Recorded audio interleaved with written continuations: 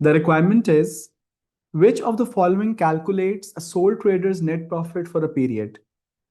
And the options are various rearrangements of the components of the capital account of a sole trader, except the amount of profit, which is to be calculated here. The question, however, comes with a twist. Instead of using the exact terminology as we normally get to see in a sole trader's capital account, the examiner has used some interchangeable terms to test your knowledge of the accounting equation as well. We will solve this question using two very familiar formulas that we study at the outset of our accounting syllabus: the accounting equation and the formula for calculating the amount of closing capital. Let's quickly recall the formulas. The elements of financial statements are assets, liabilities, capital, income, and expenses. These elements relate to one another and their relationship is expressed in the accounting equation. Here is the accounting equation in its simplest form. Capital equals to assets minus liabilities. Now we already know that if liabilities are deducted from assets, the result we get is the amount of net assets.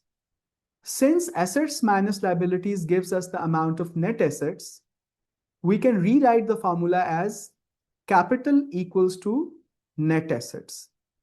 Now that we have concluded that capital is equal to net assets, the same phenomena applies to opening capital as well as the closing capital.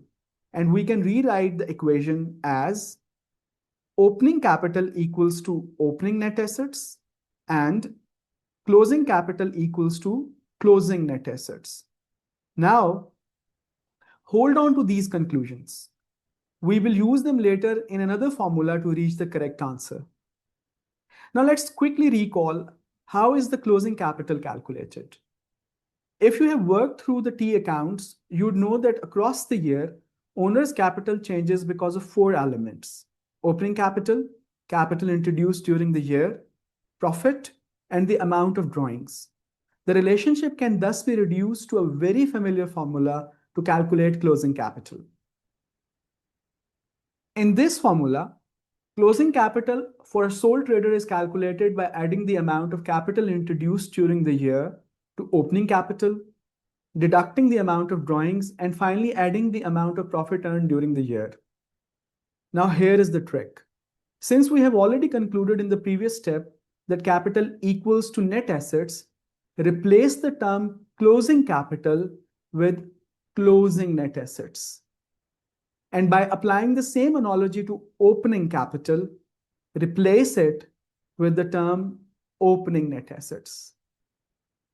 This replacement will lead to the equation closing net assets equals to opening net assets plus capital introduced minus drawings plus profit.